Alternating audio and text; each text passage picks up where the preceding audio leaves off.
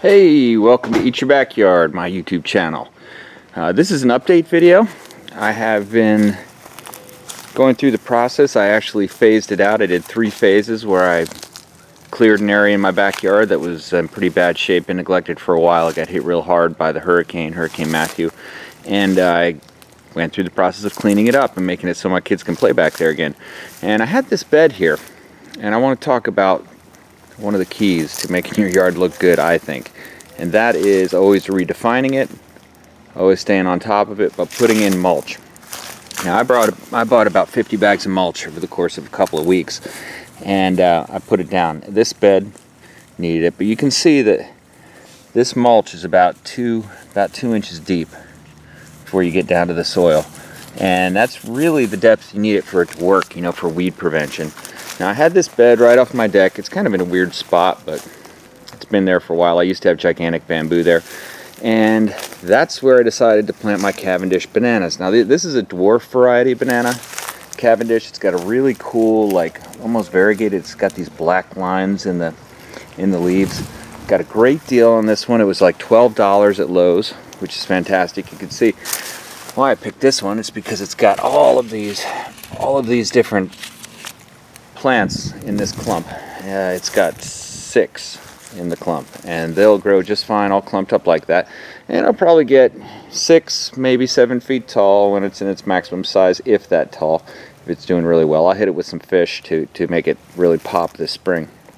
I had some other things in here, some different dracaenas and so on. I kind of thinned out. I took this one way back. This is like a variegated dracaena. I think they call it Song of India. I took this one back and kind of tree formed it a bit, and then I have some ground cover croton, dwarf croton that I put there, and I left a couple of the things I like the most, which are a dracaena and another pretty croton. But the next big project is going to be, of course, painting this deck, which is in desperate need. Over here I've staged all the wood and debris that I cleared out, and I'm going to manage that. I'm thinking about doing a sugarcane patch there again. I used to grow sugarcane cuttings and sell them on eBay, and it's pretty successful at that, but haven't done it in a while. Now I started here with this bed. This used to be a bed that came way out along this edge here, and I took it back, and now it's mostly sand.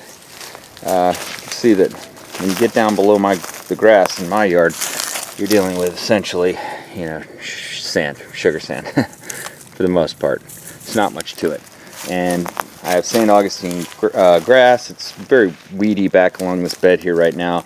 It's just not doing that great. I got my irrigation up and running, but what I need to do is what I will do, and I'll do a video on this when I do it in the spring, is I'll come in with plugs, St. Augustine plugs, put plugs around, and then put topsoil on top. That's a very effective way, because when you're dealing with basically a sandbox like you've got here, it's not going to grow in that well.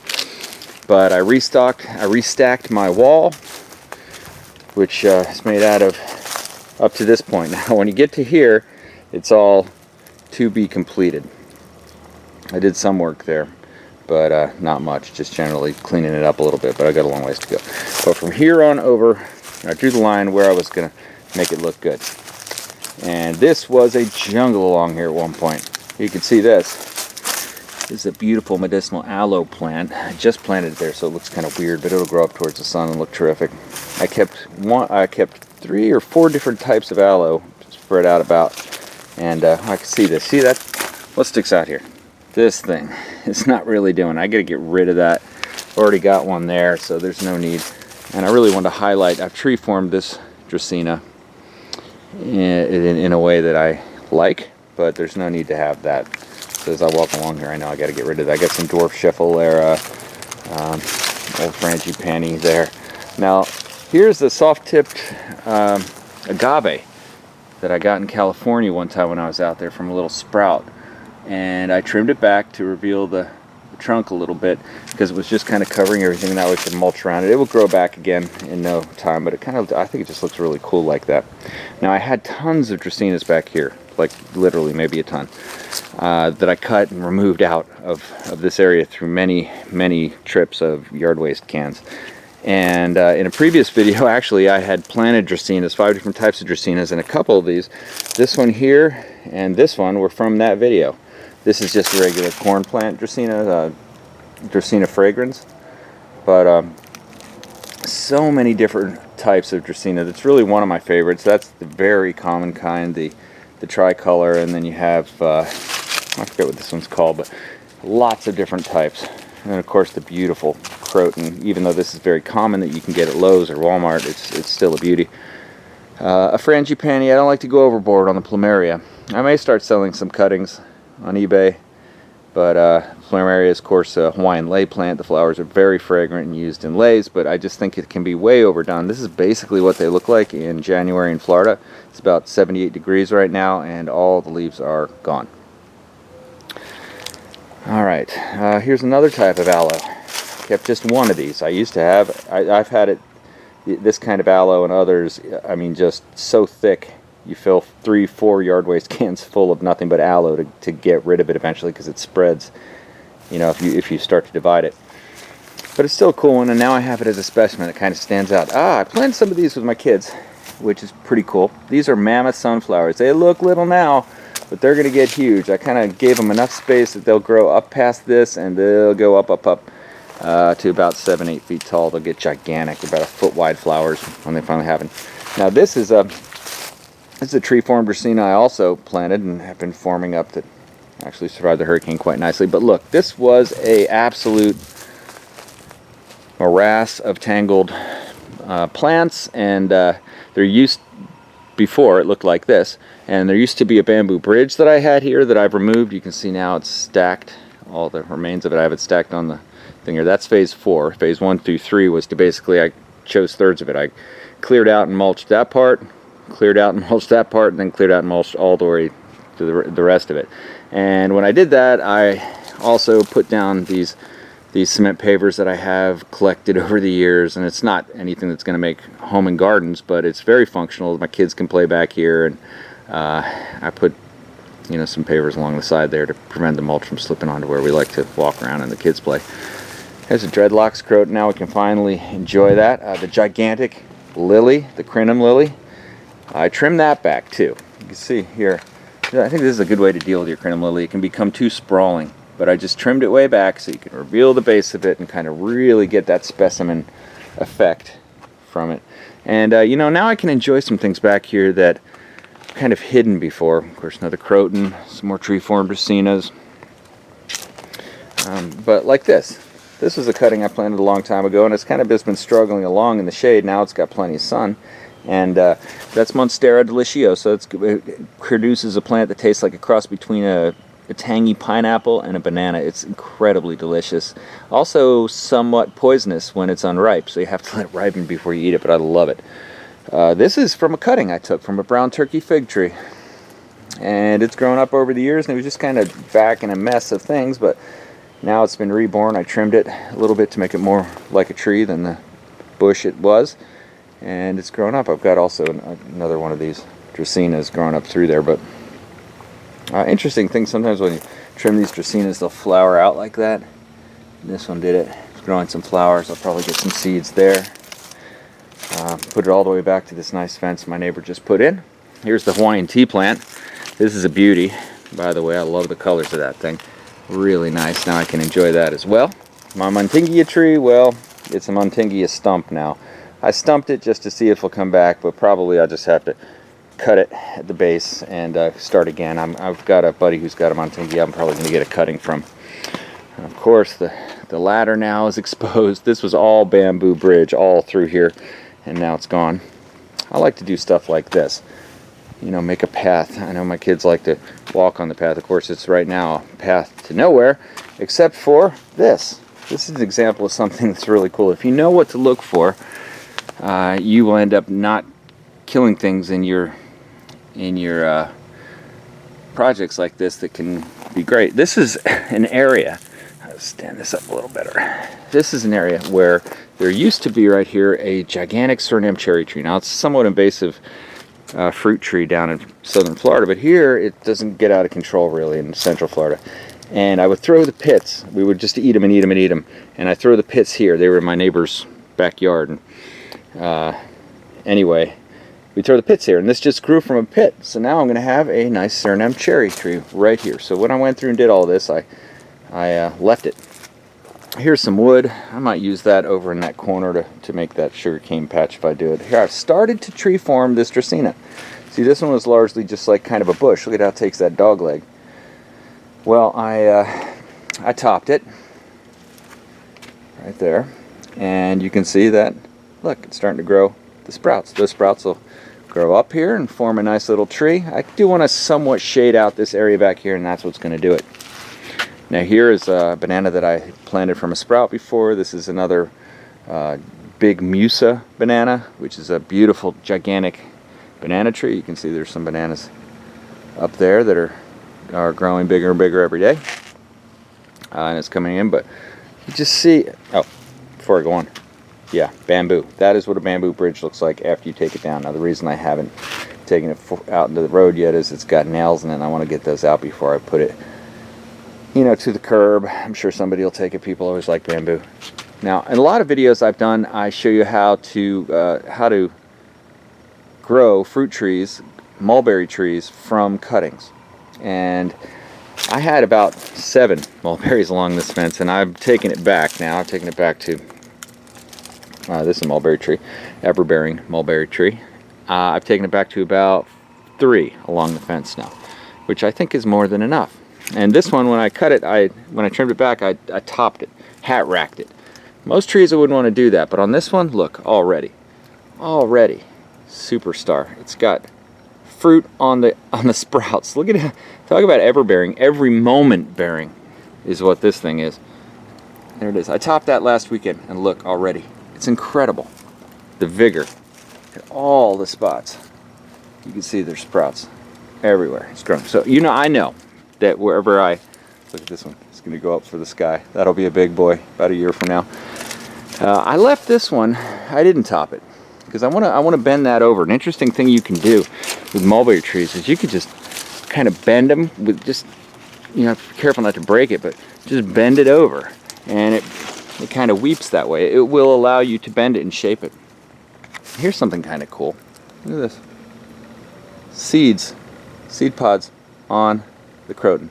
This is a really cool variety of croton I got as a cutting from a friend years ago. Planted it, and it's done just super well. And actually, I used to have 2 of these, and the other one died because it just got shaded out.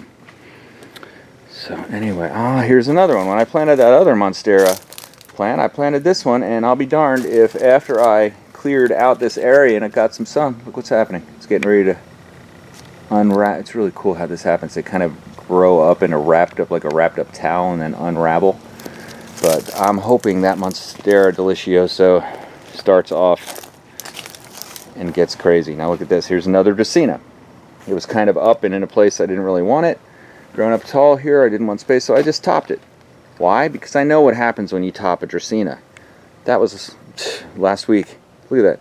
It's already busting out with sprouts. This one is actually getting, kind of sharp, getting kind of intense already. And it had branches that went up to the side, and a big one that came out here, but I just topped it, and it's going to grow into a tree form Dracaena just fine. Here's another one, Song of India, that I'm tree forming. I like the tree formed Dracaenas here. They just have an interesting effect and that I like. I had a big sea grape here. I planted this from a tiny little sprout. There were 2 of them. And it grew up to be about 3 times as tall as this, actually. And after the hurricane, I topped it right there. And I'm just going to really trim the heck out of it. One of the annoying things about the sea grape is that it has these gigantic leaves that drop and almost don't disintegrate at all, so they just lay around. One of the cool things is it is super hardy, super easy to grow, and really salt resistant. But as you can see under here, I still have some work to do, but I've mostly remedied it. I need to get 1 more bag of mulch. That's interesting. That's another fig tree. You see it's actually alive. It's just wintertime. They don't have leaves. So I'm going to plant that pretty soon. I grew that from a cutting. Also, here are just more Dracaenas. Funky little path to get up into the fort. And then this banana grove. In some past videos I was talking about eliminating the banana grove. Like I'd had enough of this particular grove and I wanted to just make it grass. Well, I decided after thinking about it, no, I don't want to eliminate it. I love it too much. Even though it's up towards power lines, it's not really touching them. So I'm gonna leave it. I'm just gonna keep the leaves trimmed pretty well so I can see the trunks. This one you get 1,000 banana leaves hanging down and brown that it looks bad, but it really looks pretty good like this. Now these little guys are ones that I took from banana trees that I stumped on purpose to get sprouts from, to transfer them here. So this banana patch will be a little bit more filled in now as a result. This was one I planted a while ago, but I don't know why. It probably hasn't done too well because it's been covered by leaves. But these others, this one, and this one, I just planted today, and I think they're going to do real well. This is an interesting thing. I've still got some pricks here I need to lay, but that's just scallions. That's like scallions from the grocery store, and you just put the bottoms in the soil. They been growing for years here. And I also just threw some parsley seeds down in there. Parsley grows very well. It's very hardy, believe it or not. And I just sprinkle it around and it grows up in clumps like this, which is kind of exciting for me. Alright, yeah, parsley. And this is a cheesy wall. I'm actually going to cement this cheesy wall over to make it less cheesy and more easy to look at. Here's another mulberry, which I also hat racked, and it's already starting to want to go off. So that's the new improved area. It's amazing what mulch can do. It took quite a bit, and I'll probably put about 10 more bags back there. There's some areas that were a little thin, around an inch thick, and I want to beef those up. But for the most part, now this area is a completely usable paradise for the kids. The old fort, which has been here for about 20 years, is still holding together and doing its thing. And the mango tree is also my favorite. I have several mango trees, but this mango tree is going to be a big winner this spring. Had some flowers already, but then it got cold and it kind of burned them. But you could see, if you look carefully, mangoes. Little baby January BB mangoes. But when we get to March, those things will be getting bigger, and when we get to the beginning of the summer, I'm going to have delicious mangoes. I'm just hoping that it reflowers again so that I get the big bumper crop. I think it will. You can see there's some little mangoes way up top, but most of the mangoes fell off the flowers due to the colder weather. I think it's going to reflower again. That's typically what happens.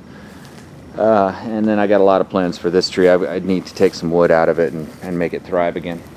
Alright, so that's the status of my yard. It is the end of January, and I guess we're getting ready to watch the Super Bowl here. Not this weekend, but the next weekend. It's good to get this kind of big, sweaty project done in the winter when it's nice and cool. Even in the winter, it's not that cool, but I picked cool weekends to do this. I kind of save these projects for sane times of the year to do it, because if you end up doing this stuff in August in Florida, it's kind of like torture. So for me, with the mosquitoes and the humidity and the heat, it's pretty bad. But this time of year is pretty nice. It's time to get ahead of it all. Hey, I hope you enjoyed this video. If you did, don't forget to subscribe. I keep you up to date on all the things I'm interested in the yard. I have lots of new ideas. You guys have been giving me lots of ideas. I plan on making some really cool videos, touring some areas and some topics that I'm sure you'll enjoy. So if you like this video, go ahead, give it a thumbs up, and thanks for watching.